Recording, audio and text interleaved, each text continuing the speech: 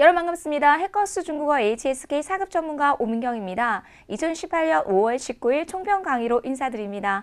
항상 시험 끝나고 나시면 오늘 난이도는 어땠는지 내가 시험을 잘 봤는지 여러 방면에서 궁금하신데요. 오늘 저와 듣기, 독해, 쓰기의 가장 중요한 포인트 한번 잡고 넘어가도록 하겠습니다. 자, 여러분 우리 오늘 전체 영역의 난이도는요. 여러분 보세요.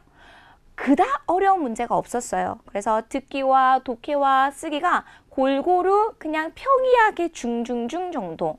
다행히 두 영역이 쉬우면 한 영역은 항상 어렵거든요. 독해는 항상 거의 비슷해요, 여러분. 매달마다 평이한 수준의 문제가 나오고 있고요. 만약에 독해가 이런 수준이 나오면 듣기가 훅 어렵거나 아니면 쓰기가 훅 어려운데 이번에는 듣기, 독해, 쓰기 전부 다 중 정도의 난이도로 출제가 되었기 때문에 여러분께서 좋은 성적을 기대해 보셔도 좋겠습니다. 자, 우리 듣기 한번 들어가도록 할게요. 그럼 듣기 전체 이번에 문제 유형은요. 아주 전형적인 문제 유형이 나왔습니다. 어떤 문제 유형이냐면 듣기라고 하면 가장 대표적인 문제 유형이 바꿔서 나오는 표현이겠죠. 그래서 바꿔서 나오는 문제들이 상당수 출제가 되었고 듣기가 어렵다는 이유는 우리가 평소 쓰지 않았던 난이도 상에 해당한 어휘들이 많이 나오기 때문에 듣기가 어렵거든요. 근데 이번에는 평소에 많이 나오는 해커스 교재나 실전 모의고사에서 두루두루 다양하게 썼던 어휘들이 나왔기 때문에 여러분께서 웬만한 문제들은 전부 다 키워드는 들을 수 있었을 것입니다. 자, 그럼 여러분 듣기에서 제일 중요한 것은요. 포인트 되는 주요 단어 및 이러한 표현들을 숙지해 주시는 것이 굉장히 중요한데요. 자, 첫 번째, 선생님이 이렇게 들어가도록 하겠습니다. 조금 전에 말씀드렸던 것처럼 듣기에서의 가장 전형적인 문제 유형은 바꿔서 나오는 표현들이 굉장히 많이 나오거든요. 그래서 우리 오늘 바꿔서 나오는 표현 한 3가지 문제 한번 살펴보도록 하겠습니다. 자, 맛이 괜찮다, 味道, 4급 명사인데요. 味道不错도 나왔고요. 味道不错 대신에 시험에는 味道好도 나왔습니다. 그래서 이렇게 바꿔서 나온 표현이고요. 선생님의 난이도 상에 해당하는 어휘를 항상 가르쳐 드립니다. 첫 번째 여러분, 대충대충하다, 세심하다는 표현이 있어요. 초신. 자, 이 아이가 어떻게 바뀌어서 나왔냐면 마후로 바뀌어서 나왔어요. 그래서 이 두 개의 어휘는 같이 가자라는 거죠. 마후, 수신 같이 외워보실 수 있어야 되겠습니다. 자, 그 다음에 여러분 자신감이라고 하면 제일 먼저 신신이 생각이 날 거예요. 근데 여러분 신신하고 똑같은 거 누구 있습니까? 여러분自信. 자, 근데 여러분自신은요 명사로도 쓸 수 있고 자신이 있다라는 동사로도 쓸 수 있다는 우리 신신과 自신에 조금 차이점이 있는 점 여러분께서 구분해 보실 수 있어야 되겠습니다. 그래서 이런 3가지의 문제가 바꿔서 나오는 대표적인 문제 유형으로 나왔기 때문에 이 두 개 어휘들 그리고 비슷한 어휘들은 앞으로도 공부하실 때 같이 외워놓으셔야지만 듣기 활용해 보실 수 있을 것입니다. 자, 두 번째는 여러분 듣기에 무조건 나오는 부사가 있습니다. 당연히 이번 시험에도 나왔었어요. 그래서 항상 저는 부사파트에서 학생들한테 설명할 때 이거 듣기 나옵니다 라고 설명해 드리는데요. 제일 먼저 많이 나오는 게 여러분 듣기 시험에 이런 게 많이 나옵니다. 본래 뭐뭐 하려고 했는데 갑자기 뭐뭐해서 뭐뭐 하게 되었다. 그렇죠? 그러면 본래 뭐 들어가야 될까요? 本来 이런 부사가 나온다는 거죠. 당연히 이번 시험에도 나왔고요. 그래서 여러분 이런 부사들을 알고 하셔야 되겠어요. 자, 그럼 여러분 本来가 나오면 첫 번째 동사와 두 번째 동사 키워드만 딱 들어보시면 되는 거예요. 그래서 문제 유형에 따라서 원래는 첫 번째 동사 하려고 했는데 두 번째 동사 하게 되었다. 질문의 유형에 따라서 첫 번째 동사 했다. 두 번째 동사에 따라 정답을 잡아보시면 되겠습니다. 원래 本来였어요. 자, 두 번째는요. 갑자기 벼랑간이라는 부사도 굉장히 많이 나옵니다. 突然. 자, 근데 제가 여기에서 강조해드리고 싶은 내용은요. 투라는 부사지만 문장상에서 어떤 쓰기 일부분에 어떤 문제가 나오냐면 형용사로서 쓰는 용법이 나와요. 갑작스럽다. 그래서 이 투란이 쓰기 제1부분에 나올 수 있습니다. 이번 달에 듣기에 나왔다면 다음 달에 쓰기에 나올 수 있는 가능성이 높기 때문에 꼭 알고 가셔야 되겠습니다. 투라는 갑자기라는 부사의 용법도 있겠지만 벼랑간이라는 부사의 용법도 있겠지만 형용사로서 갑작스럽다는 의미도 출제된 바 있기 때문에 꼭 알고 가실 수 있어야 되겠네요. 자, 세 번째 굉장히 자주 나오는 어휘는요. 생각하지 못했어요. 이런 말요. 没想到 생각하지 못했어요. 没想到 이 어휘도 외우셔야 되겠고요. 자, 그 다음에 또 시험에 나왔습니다. 제 시간에 뭐 여러분? 시장 按时 이번 시험에 뭐가 나왔냐면요. 비행기가 지연됐어요. 그래서 사장님한테 전화를 하긴 했지만 비행기가 제때 이륙할 수 있기를 바랍니다. 이런 표현이 나왔었어요. 그래서 안실이라는 부사도 듣기 시험에 무조건 나오는 부사들류를 외워보실 수 있어야 되겠어요. 자, 세 번째는요. 듣기에 자주 출제되는 반복적인 어휘가 있습니다. 여러분 이런 게 뭘까요? 사급 어휘라는 거죠. 그래서 다양한 듣기를 듣기보다는 우리 해커스 실전 모의고사 5회분을 딱 들어보시면 맞아요. 자주 언급되는 어휘들이 있어요. 그것들을 위주로 여러분 집중적으로 듣기에서는 듣는 연습만 하시면 돼요. 품사만 구분해 보시면 돼요. 굳이 하나하나 전부 다의 단어를 다 쓸 필요는 없겠지만 그래서 이런 어휘들을 여러분께서 읽어보실 수 있어야 되겠죠. 자, 조금 전에 선생님이 말씀드렸어요. 뒤로 미루다 누구 있었습니까? 토이치 딱 나오죠. 자, 우리 화면 보시면서 내가 이 단어 다 알고 있는지 점검 한번 해볼게요. 그리고 아까 이륙하다 치페이. 여러분 치페이 나오면 역시 듣기 시험에는요. 다행히 이번에는 비슷한 어휘가 나왔겠지만 듣기에 또 어떤 문제 유형이 나오냐면 상반되는 어휘들이 굉장히 많이 나오고 있습니다. 치페이가 나오면 뭐까지 기억하셔야 될까요, 여러분? 착륙하다, 이륙하다, 지항루어까지 외워보실 수 있어야 되겠고 그 다음에 여러분 이번에 이 식물은 주의해야 될 게 있어요. 키울 때. 그러니까 물이 부족하면 안 된다는 말이 나왔어요. 그래서 질우와 동우라는 제시어 기억하셔야 되겠고요. 그 다음에 물이 부족하다. 缺水, 不能缺水 정답으로 체크해 보실 수 있었을 것입니다. 그래서 식물까지 어휘 외워보시면 되겠고요. 자, 이번에 엄마가 헤어 디자인에게 물어요. 6살 난 아이도 머리 자를 수 있어요. 그러니까 네, 저희는 굉장히 전문화되어 있기 때문에 충분히 자를 수 있습니다. 라는 말이 나왔거든요. 그래서 이 장소는 어디입니까? 정답 뭘까요, 여러분? 리파디엔. 그러면 4급에 굉장히 많이 나오는 표현 뭐 있을까요, 여러분? 시작! 리파! 이런 표현을 여러분께서 알고 가실 수 있어야 되겠어요. 자, 그 다음에 구체적인 동작의 대표적인 거 이메일을 보내다, 문자를 보내다 이 정도의 어휘 반드시 알고 가셔야 되겠죠? 파短信이고요. 그 다음에 여러분 이건 정말 중요한 4급 어휘예요. 농이하다라는 의미를 가지고 있어요. 농에 대한 결과가 들어가서 잃어버리다 시험이 정말 많이 나오고 있어요. 비단 듣기만 나오는 것이 아니라 쓰기에도 자주 나오는 제시어이기 때문에 여러분 꼭 정리해 보실 수 있어야 되겠네요. 잃어버렸다, 농丢了까지 들어갈 수 있겠습니다. 그리고 여러분 여행 가는 이야기가 나와요. 이번에 여행 못 갔대요. 왜냐면 비자상의 문제가 있어서 비자와 여권 외우셨죠? 签证 그리고 护照까지 공부해 보시면 되겠습니다. 그리고 여러분 签证, 护照 넣어드렸고요. 자, 여러분 이번에요. 쓰기제 이 부분에서 선생님이 가르쳐드린 거 다 나왔거든요. 선생님이 이런 얘기를 했어요. 직업군이 나오면 이 문장을 쓰세요 라고 말씀을 드렸거든요. 지금까지 직업군이 시험에 뭐가 나왔냐면 경찰이 나왔어요. 여행 가이드가 나왔어요. 근데 여러분 이번에 뭐가 나왔냐면 기자가 나왔어요. 저랑 같이 공부하셨던 학우님들은 당연히 웃으면서 작문하실 수 있었을 거라고 생각이 되어지는데요. 자, 쌤이 듣기에 뭐가 많이 나온다고 그랬어요? 여행 가이드 많이 나온다고 그랬거든요. 여행 가이드. 이제 또 나오기 시작합니다. 여러분 여행 가이드로 얘기하자면 2015년 1월부터 12월까지 듣기에 한 번도 빠짐없이 나온 제시어라고 쌤이 강조해드린다면 여러분 외우시겠죠? 그만큼 중요합니다. 근데 여러분 2016년과 2017년 살짝 안 나오다가 지금 2018년 새롭게 계속 나오고 있기 때문에 쌤이 유추하건대 2018년에 굉장히 많이 나올 수 있을 것입니다. 그래서 이런 단어 꼭 외워보실 수 있어야 되겠고요. 그 다음에 또 누가 나올까요, 여러분? 인터넷으로 그렇죠. 인터넷을 사용해서 이런 제시어들이 굉장히 많이 나오고 있기 때문에互联网까지 기억해 보실 수 있어야 되겠습니다. 그래서 제가 매달마다 듣기에 자주 나오는 중요한 어휘가 있습니다. 이런 것들 정리해 보시면 만약에 내가 어휘가 조금 부족한다면 다음 달 시험 보시기 전에 이런 총평 강의를 통해서 선생님이 제시해 드리는 최소한의 어휘는 꼭 알고 가실 수 있으면 좋겠네요. 세 번째, 자주 출제되는 어휘가 있습니다. 자, 네 번째 들어갑니다. 여러분 이것 몇 개 때문에 어려울 거예요.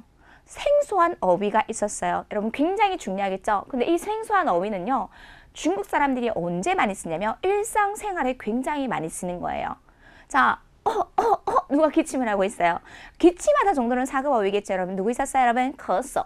제가 여러분들과 같이 공부했던 예문은 뭐냐면 점점점 기침을 심하게 한다. 咳嗽的越来越严重 이거예요. 그런데 이번에 뭐가 나왔냐면 끊임없이 쉬지 않고 기침을 하다라는 말이 나왔어요. 그래서 한번 읽어볼게요. 咳嗽的不停.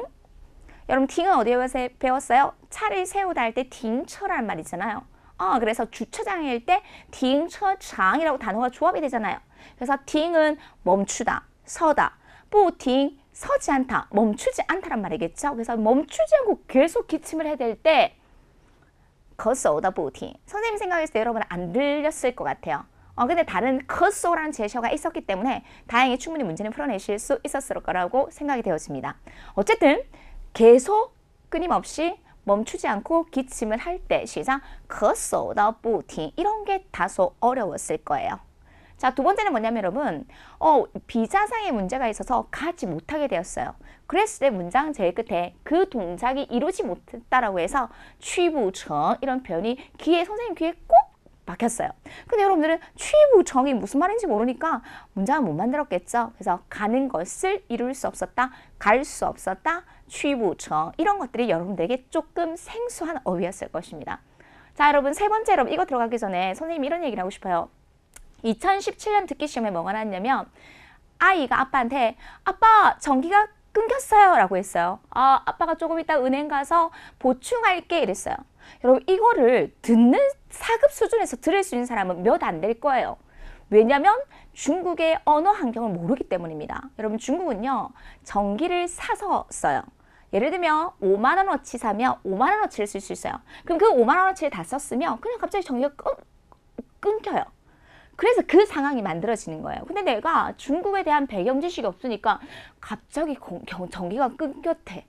우리 한국에서는 상상할 수 없는 일이잖아요. 아빠가 은행 가서 보충한대. 도대체 무슨 말인지 안 들리실 거예요. 자, 선생님 갑자기 왜 이런 얘기를 합니까? 자, 장소에 관련된 문제가 나왔는데 여러분 제시어가 안지엔이 나왔어요. 여러분 안지엔은 만약에 공항이라면 우리 검사하잖아요. 보안검사. 그럴 때는 안지엔이 말이 통해요. 근데 여러분 중국은요. 기차역에서도 가방을 딱 넣고 안지엔을 해요. 그래서 기차역이라는 말을 알기 위해서는 이런 안지엔이란 말도 좀 알고 가시면 이러한 관련된 배경 지식을 알게 되면 정답을 더 정확하게 점검해 하시고 체크해 보실 수 있을 거예요. 그래서 공항이나 중국에서는 우리 기차역에서도 무엇을 한다? 보안검사, 안전검사를 해서 안지엔을 한다라고 들어보실 수 있어야 되겠습니다. 이러면서 중국에 대해서 좀 더 알아가시겠죠? 안지엔이었어요. 자, 여러분 이거는 우리 자동발사 1탄에 나오는데요. 1, 2탄에서 나오는 내용들도 시험에 나오고 있습니다. 하나를 사면 하나를 증정한다 이런 표현이 있습니다. 너무 재미있죠? 여러분 한번 읽어볼까요? 하나를 사다, 마이, 하나를 선물한다, 송이. 이번 시험에 나왔었어요. 1+1, 마이, 송이 알면 그만큼 들리겠죠? 마이, 송이 이런 것도 나왔고요. 자, 마지막 여동생이 오빠한테 너무 기뻐하면서 오빠 나 차 살 거야 라고 했어요. 근데 아직 결정을 못했대요.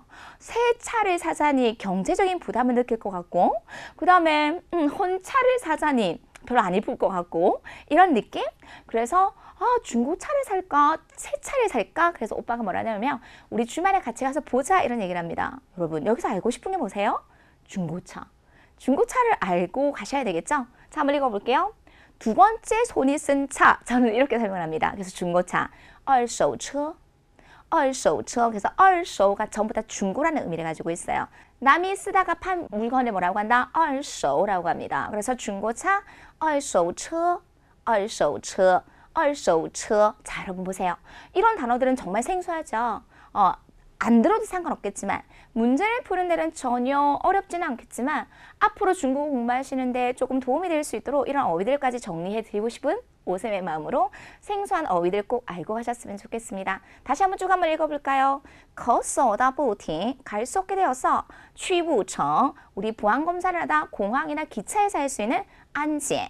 1+1은 여러분 마이, 송이, 그쵸? 그 다음에 우리 중고차는요 二手车까지 정리해드리도록 하겠습니다. 자, 우리 마지막 듣기에서는요. 듣기 영역의 문제풀이 전략은 이런 겁니다. 저는 듣기를 강의를 할 때 이렇게 해요. 상황별로 대화문을 만들어서 제시해드리고 있어요. 예를 들면 집을 사는 경우, 졸업을 하는 경우, 그렇죠. 만약에 운동을 하는 경우, 여행을 하는 경우. 여러분 여행을 가는 경우는 이런 것들이 많이 나온다는 거죠. 원래 여행을 가기로 했어요. 근데 갑자기 일이 생겨서 여행을 가지 않게 되었어요. 이런 것들요. 그러면 여행을 가지 않게 된 이유에 대해서도 들어야 되겠고 그리고 여행을 안 가고 나서 무엇을 하는지에 대해서 들을 수 있어야 되겠죠. 그래서 듣기 공부하실 때 상황별로 나오는 자주 나오는 어휘들과 숙지를 한다면 그 어휘들과 같이 공부를 했기 때문에 그 어휘들이 키워드가 돼서 들으실 수 있다는 겁니다. 그래서 듣기는 상황별로 꼭 공부를 좀 해보셨으면 좋겠고요. 그 다음에 해커스 우리 기본서 그리고 또 우리 실전 모의고사도 있잖아요. 이 실전 모의고사 문제집에 스크래치 내용들을 지속적으로 들으셔야 돼요. 시험이 중순에 있거든요. 그러면 중순에 있는 그 몇 주간 동안은 1시간씩은 온전히 듣기만 듣는 연습들을 해주셔야 돼요. 1시간 정도는 듣기만 공부하셔야 돼요. 그러면서 전체 내용을 다 들으려고 욕심부리십시오. 뭐 잡는 연습하셔야 될까요? 이렇게 주, 술, 목 위주로, 특히 술어 위주로 핵심 키워드를 잡는 연습들을 꾸준히 해보신다면 듣기의 성적들이 점점점 많이 향상이 될 수 있을 것 같습니다. 여기까지 우리 또 듣기 시험에 자주 나오는 어휘들까지 정리해 보셨으면 좋겠습니다. 자, 두 번째 들어갈게요. 독해 영역의 출제 경향. 조금 전에 선생님이 서두에서 말씀드렸는데요. 우리 독해에서는요, 별로 난이도의 변동이 없었어요. 지금까지 항상 독해는 항상 거의 비슷한 수준이에요.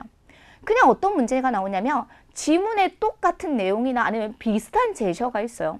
그래서 바꿔서 나오는 정도의 그 수준? 어려운 내용도 별로 안 나오고요. 그래서 이번 달도 역시 바꿔서 나오는 문제 위주로 출제가 되었습니다. 자, 주요 단어 한번 볼게요, 여러분. 이번에 독해제 1부분에 골고루 품사가 나왔어요. 동사, 형용사, 명사, 양사, 접속사 등이 다양하게 출제되었는데요. 선생님 학원 강의할 때 학생들한테 이런 얘기를 합니다. 2017년에 핫한 제시어가 있다고 해요. 핫하다는 건 뭐죠? 2017년에 진짜 많이 나왔던 제시어가 있어요. 여러분, 이거는 굉장히 중요해요. 2017년에 핫하게 나왔다는 것은 2018년에 배점이 높은 어디에 나올 수 있는 가능성이 높을까요? 쓰기 부분에 나올 수 있는 가능성이 높다는 거죠. 그럼 너무 궁금하시죠? 선생님, 2018년에 핫한 제시어가 뭔데요? 첫 번째 뭐냐면 우리适应. 굉장히 중요해요. 어디에 적응하다. 적응하지 못했다. 적응할 수 없었다. 적응했다. 이런 것도 듣기 이미 나왔고요. 适应이 나왔고요. 그 다음에 두 번째 2017년에 핫한 제시어 어느 쪽수, 페이지, 시작, 이해. 여러분, 이번 달에 이해가 나오면 다음 달에 이해가 쓰기 파트에 나올 수 있는 가능성이 높으니까 저라면 이해에 관련된 문장을 꼭 반드시 외우고 우리 6월달 시험을 준비해 보려고 합니다. 그래서 이 두 개가 나왔었어요. 그렇죠? 그 다음에 여러분 4급 어휘, 기본 어휘. 포기하다 모르시면 안 되겠죠? 읽으세요. 放弃, 긴장하다, 紧张, 잘못 가오, 명사로서 错误. 이거는 선생님이 다시 강의 안 해도 여러분 스스로가 이미 해커스 교재를 통해서 다 품사 정도는 숙지하고 가셔야 됩니다. 그렇죠? 그 다음에 좀 더 난이도가 올라가면 미리 일깨워주다, 提醒 이런 것들요. 그 다음에 공짜이다, 시작, 免费 이런 것들요. 그 다음에 접속사 하나 나왔습니다. 여러분 要是 대신에 선생님 제시 한번 바꿔볼까요? 如果. 여러분 루어는 아실 거예요. 루어가 뭐예요? 만약에 뭐뭐 한다면 이라는 의미를 가지고 있는 접속사가 대신해서 뭐로 나왔으니까 要是. 이거는 조금 다소 어려웠을 것 같아요. 그래서 이렇게 2017년에 자주 나왔던 어휘 위주로 그리고 4급 시험에 자주 나오는 동사, 명사, 형용사, 부사, 접속사 위주로 꼭 외워놓으셨다가 우리 독해체 1부분은 전부 다 맞춰주실 수 있어야 되겠네요. 자, 두 번째 보도록 하겠습니다. 우리 독해체 이 부분에서는요. 반드시 시험에 나오는 접속사가 있습니다. 난이도 하, 수일한 A, 但是 B. 이건 무조건 나옵니다. 그렇죠? 상반관계를 나타내는 접속사. 그리고 A 해서 그래서 B하다 원인과 결과를 나타내는 거 당연히 이번 시험에도 나왔겠죠. 그리고 이번 시험에는요. 유난히 뭐뭐 하지 않으면 앞에 있는 가정이 일어나지 않았다면 뒤에 있는 결과를 도출해낼 것이라는 접속사가 굉장히 많이 나왔습니다. 그렇지 않으면 否则도 시험에 나오고 있습니다. 그래서 해커스 교재를 통해서 시험에 자주 나오는 이런 접속사는 반드시 외워보실 수 있어야 되겠습니다. 그럼 여러분 공부를 할 수 있는 범위가 좀 많이 줄겠죠. 이런 어휘들 위주로 암기해 보실 수 있어야 되겠어요. 자, 세 번째 보도록 하겠습니다. 독해지 3부분에는요. 주제별로 다양하게 문제가 나오고 있어요. 쌤, 다양하게 나온다는 건요. 범위가 너무 넓어요. 그래서 실전, 우리 해커스 실전 모의고사가 우리 실제 시험과 똑같아요. 거기가 문제가. 그렇기 때문에 여러분께서 우리 실전 모의고사로 시험 전에 확실하게 마무리를 잘 해보신다면 거기에 나온 다양한 주제별로 문제를 풀어내시면 되겠습니다. 여기까지 우리 독해였어요. 자, 그럼 우리 마지막 독해 영역 문제풀이 전략 한번 볼게요. 여러분 독해는요. 단기간에 점수를 쉽게 그리고 가장 많이 올릴 수 있는 영역이에요. 여러분께서 공부만 하면 그렇기 때문에 제일 중요한 건 독해에서 시간 배분이에요. 40문항인데 40분이에요. 한 문항당 1분. 여러분께서 문제 풀 때 더 많은 시간이 걸리세요. 그래서 우리 독해 제 1부분부터 3부분까지는 철저한 시간 배분의 훈련이 되셔야지만이 점수를 올릴 수 있습니다. 한 문항당 2.5점이에요. 틀린 개수대로 생각하셔야 되겠죠? 그래서 4개 틀리면 90점, 6개 틀리면 85점, 8개 틀리면 80점. 그래서 여러분 8개 이상 틀리시면 안 된다는 거죠.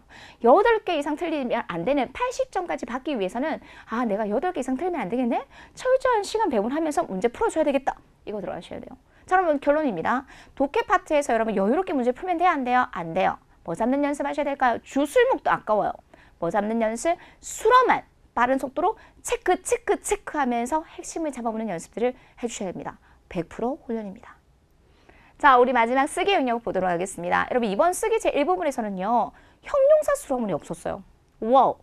그런 시험이 없거든요. 항상 형용사 수로문은 한 문항에서 2문항 정도 나오는데 이번에는 제일 중요한 게 수로와 목적어의 호응 구조가 되게 많이 나왔어요. 즉 다시 말하면 동사와 명사의 호응 구조라는 거죠. 짝꿍을 본다라는 거죠. 그래서 어휘를 배우실 때 이런 호응 구조로 또 열심히 외워보실 수 있어야 되겠고요. 그 다음에 쓰기 제 2부분은요. 여러분 여기 대박! 샘 프린트에서 다 나왔어요.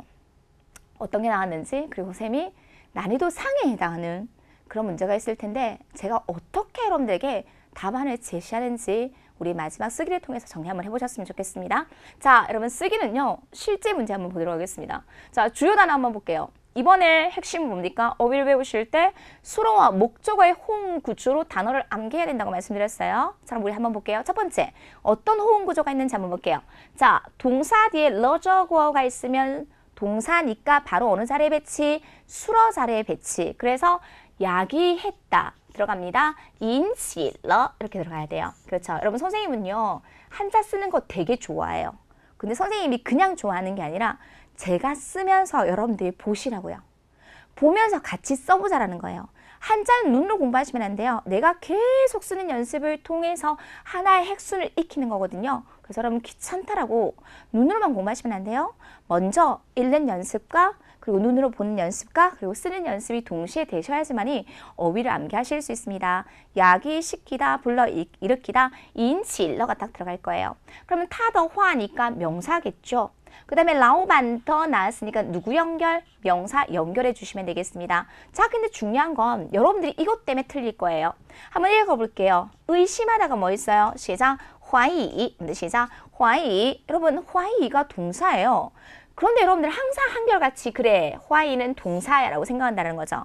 그런데 많은 인강을 듣는 학우님께서 저에게 질문을 합니다. 선생님 도무지가 수로를 못 찾겠습니다 라고 저에게 질문을 하거든요. 그러면 여러분 핵심은 그거예요. 중국어와 영어의 가장 큰 차이점은 중국어는 형태 변화가 없어요. 어느 자리에 들어가서 어떤 역할을 하는지가 굉장히 중요하다는 거죠. 이미 수로가 누가 있습니까? 여러분 인칠로가 있다면 화이는 더 이상의 뭐가 아니다. 동사가 될 수 있는 가능성이 없다라는 거죠. 근데 이런 사고의 전환을 못 하세요. 그래서 이 문제에서는 화이가 동사 의심하다가 아니라 뭘로 쓰였을까요? 명사 의심. 그래서 술목의 형태 누구 있습니까? 인치러 화이. 이렇게 술목의 형태가 만들어지는 거예요. 이런 사고를 선생님의 스터디 자료를 통해서 여러분께서 해주셔야 돼요. 해커스 교재를 가지고 이렇게 해주셔야 돼요. 문제를 안 풀면 안 돼요. 이론만 배웠다고 해서 끝나는 게 아니에요. 주어와 수로와 목적어 이론 끝나는 것이 아니라 이러한 어휘들이 이 문장상에서는 어떤 역할을 했는지가 굉장히 중요합니다. 자, 그럼 우리 주어 넣을게요. 명사 누구 있어요? 그의 말이. 이렇게 딱 들어가야 되겠죠. 그래서 그의 말이 타더화. 불러일으켰습니다. 읽으세요. 인치러. 누구의 의심을 불러일으켰을까요? 사장님의 의심을 불러일으켰다까지 딱 마무리하고 중국어는 띄어쓰기였고요. 그리고 문장 부호 없으면 안 되니까 점으로 찍어주셔야 돼요. 그의 말이 사장님의 의심을 야기시켰습니다. 불러일으켰습니다. 타더화 인치러 라오반더 화이까지 정리해드리도록 할게요. 뭐가 중요할까요, 여러분? 인치러 화이. 화이가 무엇이 아니고 동사가 아니고 이 문제에서는 뭘로 쓰였다? 명사로 쓰였다는 것을 사고해 주셔야 되겠어요. 이런 부분이 너무 중요하겠죠? 1번입니다. 자, 2번 볼게요. 자, 신 그거 뭐예요, 여러분? 사금 명사로서 성격이에요. 완전 품사 모르면 안 돼요. 부사로서 완전히. 부사라는 걸 알아야지만 부사의 위치는 수로 앞일 거예요. 자, 这姐妹俩. 여러분, 이 리아가 시험에 되게 많이 나와요. 이 리아 한 번도 본 적 없는 학우님도 계실 텐데 우리 자동발사 2탄에 진짜 많이 나와요. 그래서 여러분, 향후 HSK 4급 준비하시는 분들, 그리고 HSK 4급을 공부했는데 기초를 탁월해서 공부하시는 학우님들은 제발 자동발사 2탄 좀 공부하고 5급 올라오셨으면 좋겠어요. 4급에 나오는 내용들이 전부 다 2탄이 나오거든요.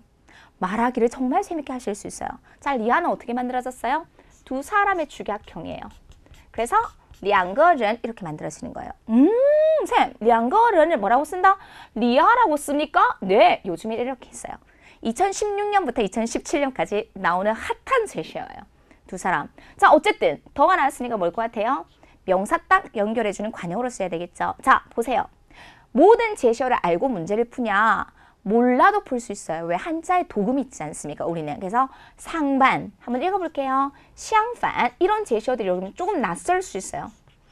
그렇죠. 시작. 相反 동사로서 상반되다는 의미를 가지고 있겠죠. 왜? 문장상에서 수로의 역할을 할 수 있는 게 없으니까. 자, 그럼 여러분 여기에서 수로 잡으셔야 되겠죠. 수로 누구 있을까요? 상반되다, 相反 들어갑니다. 근데 여러분들은 어떻게 하냐면 제일 먼저 주어를 잡으려고 해요.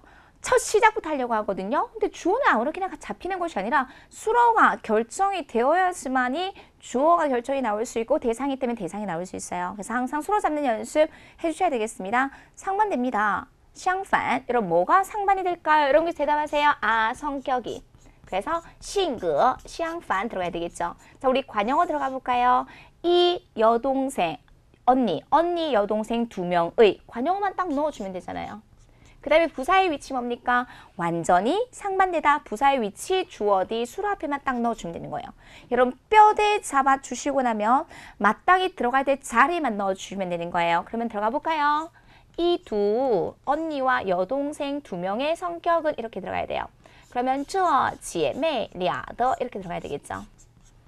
这姐妹俩 굉장히 중요하다 그랬어요. 的 들어가야 되겠고 이 언니, 여동생 두 명의 성격은 완전히 상반됩니다. 完全相反까지 마무리하고 점 마침표 딱 찍어드릴게요. 这姐妹俩的性格完全相反까지 마무리 드리도록 하겠습니다. 2번 했어요. 자, 그럼 여러분 주술 누구 있습니까? 性格相反, 性格完全相反까지 마무리해 보시면 되는 거예요. 여기에 홍구죠. 자, 우리 세 번째 문제 한번 볼까요, 여러분? 난이도 상중 정도? 자, 여러분 어휘 외우세요. 时间和距离,距离별표 거리겠죠, 여러분? 이런 게 조금 어려운 어휘입니다. 거리 간격, 시간과 거리의. 그런데 이 어휘 몰라도 문제 풀 수 있어요. 왜냐하면 더가 있으니까 명사 연결해 주시면 되겠고요. 자, 내가 이 어휘 모르지만 뿌라는 부정부사 있으니까 받지 않는다. 수로자리에 딱 넣으시면 되겠죠. 자, 그러면 아이가 뭐예요? 사랑하다. 真正더 나왔으니까 누구 연결? 명사. 자, 그럼 여러분 인상, 영향을 주다가 아니라 동사가 아니라 뭘까요, 여러분? 명사겠죠. 왜요? 뜨 있으니까 명사 넣어주셔야 되니까 영향을 주다는 동사가 아니라 명사로 쓰였다는 것을 알 수 있습니다. 그럼 여기에서 수로는 누구 있습니까? 不受 받지 않습니다. 그럼 여러분 不受에 해당하는 목적어 누구 있을까요? 명사 누구 있어요? 사랑을 받지 않는다, 영향을 받지 않는다. 아, 다 될 것 같아요. 그럼 여러분 이제는 20% 정도의 무엇을 해석해 보실 수 있어야 되겠죠. 진정한 명사. 그러면 진정한 영향 말 안 되죠. 그러면 진정한 뭐가 들어가야 될까요? 사랑이 주어 자리에 들어가야 되겠죠. 진정한 사랑은 真正的爱 이렇게 들어가셔야 돼요. 真正的爱 진정한 사랑은요. 不受 받지 않습니다. 무엇을 받지 않을까요? 영향을 받지 않습니다. 影响 무엇의 영향을 받지 않을까요? 관용어 딱 들어가야 되겠죠. 뭐만 넣어주시면 되겠습니까? 더 시간과 거리에 영향을 받지 않는다. 와우, 멋진 말인데요, 여러분? 한번 읽어보세요. 时间和距离的影响까지 넣어주시면 되는 거예요. 정리되셨어요? 이렇게 여러분께서 문제 풀어내시면 되겠습니다. 그래서 여기서 수로와 목적어의 호응구도 누구 있어요? 受影响 이렇게 체크해 보시면 되겠죠. 한 번 더 읽어보실까요? 真正的爱不受时间和距离的影响까지 정리해드리도록 할게요. 受影响이었습니다. 자, 네 번째 문장 한번 볼게요, 여러분. 차이가 나왔습니다. 그제서 비로소 품사 뭐예요? 부사. 자, 존중은요 동사입니다. 존중하다. 그럼 여러분 여기서 존중하다가 동사로 쓰였는지를 잘 살펴보실 수 있어야 되겠죠? 누리다는 뭡니까 여러분? 노력하는 사람은. 자, 이런 게 너무 어렵죠? 여러분 선생님이 학원 강의할 때 선생님 도대체 이 단어는 하나의 단어입니까? 라고 저한테 물어보는 학원님들이 되게 많아요. 네 여러분 이렇게 쓰셔야 돼요. 아 여러분 쏘기 시원하죠? 선생님이 크게 적어주니까 진짜 잘 보이죠? 여러분 이기다란 말이에요. 잉에다가 더가 들어가서 이기다란 말이에요. 시작. 잉더 이기다라는 의미를 가지고 있습니다. 한번 더 시작. 잉더 한번 더 시작. 잉더 이기다라니까 얻다라는 의미를 가지고 있습니다. 그럼 여기 잉더가 동사예요. 그럼 묻겠습니다. 준종은 뭘까요 여러분? 동사가 아니라 뭘로 쓰였다? 명사. 이런 사고가 굉장히 중요하다는 거죠. 자, 그러면 넝은 조동사니까 부조. 부사어의 어순까지 넣어주시면 되겠죠. 그럼 제일 먼저 수로 자리에 뭐 넣을까요 여러분? 얻습니다. 시작. 잉더. 그쵸? 무엇을 얻습니까? 목적어 해당하는 거 누구 있어요 여러분? 존중을 얻습니다. 그래서 준종은 뭐예요 여러분? 여기서 동사로 쓰인 것이 아니라 명사로 쓰였어요. 그래서 술모기 형태로서 잉더 준종. 자 그러면 뭐 하는 사람이? 노력하는 사람이 존중을 얻을 수 있다는 거죠. 시작. 누리다른. 부사어의 어순은 어떻게 이루어져요 여러분? 부조개니까 부조, 잘, 능 들어갈 수 있겠죠. 노력하는 사람이 존중을 얻을 수 있습니다. 비로소 존중을 얻을 수 있습니다. 마침표까지 딱 찍어드릴게요. 누리더는才能赢得 존중까지 넣어드리도록 하겠습니다. 이잉이란 단어 쓰는 문제는 안 나올 수 있겠지만 여러분께서 하나하나 핵심 보시면서 이렇게 쓰는구나까지 좀 알고 하셨으면 좋겠습니다.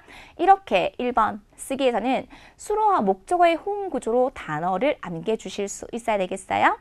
자, 두 번째, 자주 출제되는 어휘와 문형이 있습니다. 여러분 선생님이 이랬죠. 2017년에 핫한 어휘. 무조건 뭐 시험에 나온다는 거죠. 이런 어휘. 첫 번째 여러분 긴 목적어를 가질 수 있는 축하해. 뭐뭐뭐뭐 한 것을 축하해라고 해서祝贺 굉장히 중요한 동사입니다. 그 다음에 두 번째 여러분 적합하다 适合. 그 다음에 여러분 결과보호가 많이 나와요. 어떤 결과보호가 많이 나오냐면 개사가 수로돼서 결과보호로 쓰여서 어디어디에 두었다 放在 어디어디에 걸었다 挂在 이번 시험에 다 나왔어요. 그 다음에 또 문형이 많이 나옵니다. 당연히 자주 나오는 게 수입사문이나 바사 구문이 이렇게 시험에 나오고 있습니다.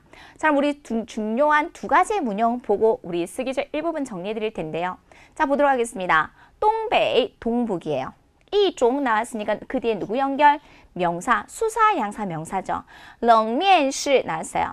여러분 A와 B가 동격일 경우는 뭡니까? 실은 이다라는 동사예요. 그러면 冷面은 뭡니까 여러분? 음식이겠죠? 간단히 먹을 수 있는 분식류, 간식류 정도를 小吃이라고 합니다.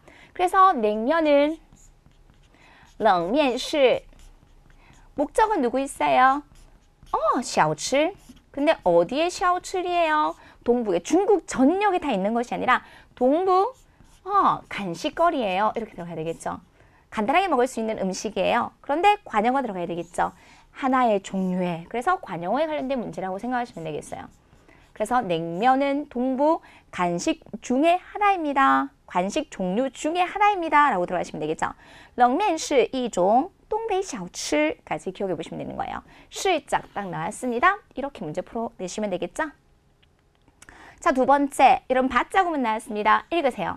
把零钱 동전을 여러분 준을 모를 수 있어요. 준이 뭡니까 여러분? 모으다예요. 준다. 여러분 放债처럼 挂债처럼 어디까지 모았다. 어디에 모았다란 말이겠죠. 그러면 그대는 당연히 뭐가 나와야 될까요? 장소가 나와야 되는데 어디에다가 여러분 盒子里 장소 나오지 않았습니까? 자, 그러면 행의 주체 누가? 이러면서 문제 풀어보세요. 여동생이. 妹妹 무엇을 여러분? 把 동전을 零钱 두 번째, 구체적인 동작 갑니다. 모았어요. 어디까지 모았어요? 준, 따올라. 어디에 모았어요, 여러분? 상자에 모았습니다. 라고 해서 시작, 盒子里까지 딱 마무리해 보시면 되겠죠. 이렇게 받자구문은 매월 무조건 나오는 문제 유형을 생각하시면서 문제 적용해 보셔야 되겠습니다. 妹妹把零钱存到了盒子里까지 적용해 드리도록 할게요. 자, 여러분, 선생님이 다음 달 적중할게요. 분명히 여러분 링첸이 나오면 다음 달에 이런 그림이 나올 수 있어요. 동전을 이렇게 모으고 있는 그림이 나올 수 있어요. 그러면 이 문장에서 간단하게 동사 뒤에 있는 기타 성만 바꿔주면 되는 거예요. 여동생이 동전을 모으기 시작했다. 시작을 나타낼 때 동사 뒤에 뭐만 붙여주면 되는 거예요? 起来만 붙여주면 되는 거예요. 모으기 시작했다. 妹妹把零钱存起来了. 끝. 이렇게만 적용해 보시면 되겠습니다. 너무 쉽죠? 그래서 이렇게 문형들이 기본 베이스에서 활용된다라고 기억하시고 이렇게 좋은 문장들도 꼭 기억해 놓으셨다가 6월 달에 적용해 보시면 좋겠습니다. 우리 쓰기 제1부분이었어요. 자, 여러분 쓰기 제2부분은요. 선생님 오셈 부가 자료에서 전부 다 나왔어요. 그런데 여러분들이 이거 잘 못할 것 같아서 쌤이 넣어드렸어요. 자, 아까 쌤이 뭐라고 그랬어요? 직업군 나왔죠? 경찰 나오죠? 가이드 나오죠? 그거 대신에 뭐 나왔어요? 기자, 기자 나왔어요. 그럴 때 쌤이 무조건 치고 들어가는 문장이 뭐냐면 저는 장래에 한 명의 무엇이 되고 싶습니다. 저는 이런 모범 답안을 드려요, 여러분들한테. 4급 학생들이 스스로 한국어의 문장으로 중국어를 바꾸기란 굉장히 어렵습니다. 그리고 부자연스럽기도 하고요. 그래서 출제자의 의도를 파악을 하셔서 이런 그림이 나오면 원하는 답이 뭔지를 제가 여러분들에게 제시해 드릴 거예요. 그래서 그런 걸 외워놓으셨다가 활용해 보셔야 되겠죠. 선생님 프린트에서 전부 다 나왔습니다. 자, 한번 들어갈게요. 직업군이 나오면 무엇이 되다가 나와야 돼요. 成为记者. 그래서 제가 되고 싶어요. 我将来 되고 싶어요. 想成为한 명의 기자라고 해서 관용어까지 들어가서 一名记者. 이런 모범 답안을 쌤이랑 공부하신 학우님께서는 무조건 분명히 적어서 제출해 주실 거예요. 들어갑니다. 我将来想成为一名记者까지 넣어주시면 되겠죠. 자, 두 번째가 별표. 와, 쌤! 라오후가 나왔어요. 여러분, 지금까지 쌤이 5년 동안 시험을 보고 있거든요. 처음 나온 그림이에요. 이렇게 처음 나온 그림들이 하나씩은 꼭 난이도 상위에 해당하는 그림이 나와요. 라오후, 호랑이에요. 근데 여러분, 선생님 웃었어요.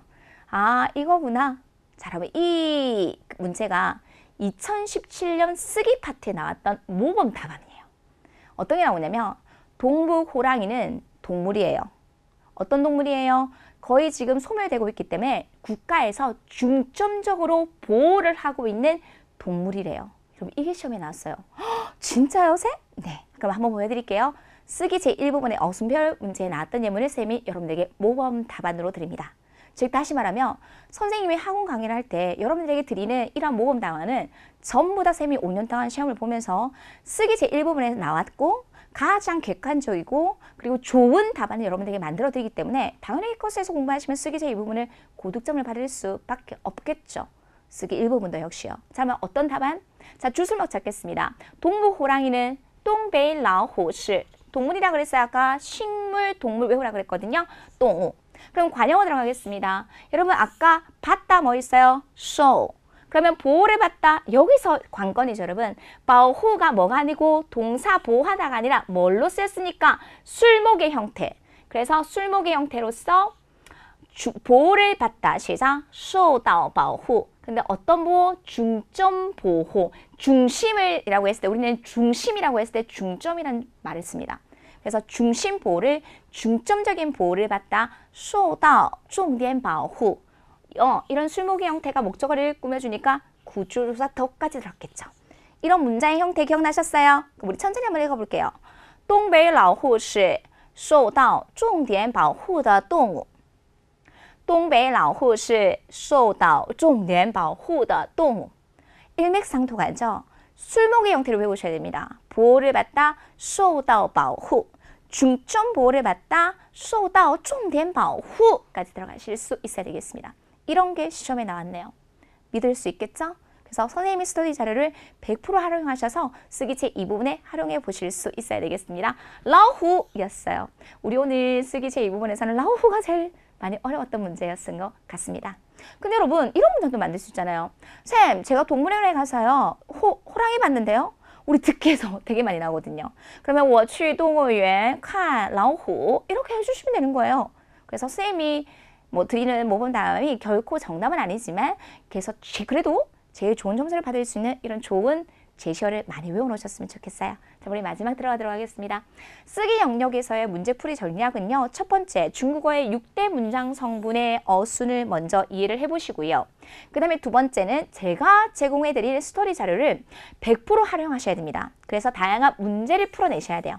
문제들을 풀어내셔야지만이 이 문제에서는 이런 출제자의 의도를 파악할 수 있고 저 문제에서는 문제가 이렇기 때문에 이렇게 풀리는구나 라는 것들을 알 수 있는데 그런 훈련을 하지 않으면 우리 쓰기 책 1부분은 점수가 한 번 한다 6점이거든요. 여러분 너무 배점이 높습니다. 그렇기 때문에 여러분께서 다양한 문제를 푼다는 거 너무 중요하고요. 그 다음에 두 번째는 좋은 문장을 통으로 외워놓으셨다가 조금 전에 말씀드렸던 그 쓰기 제2부분의 기자와 호랑이의 이런 예문들을 외워놓으셨다가 활용하는 것이 쓰기 제2부분의 점수를 훅 올릴 수 있는 가장 좋은 방법일 것 같습니다. 해커스에서는 여러분 단기간에 합격할 수 있습니다. 그래서 여러분께서 5년 동안 시험을 보고 있고 지금도 보고 있고 앞으로도 볼 수 있는 오민경 쌤을 믿고 여러분께서 해커스에서 단기 합격을 응원드리도록 하겠습니다. 오늘 총평 강의 여기서 마무리하겠습니다. 수고하셨습니다.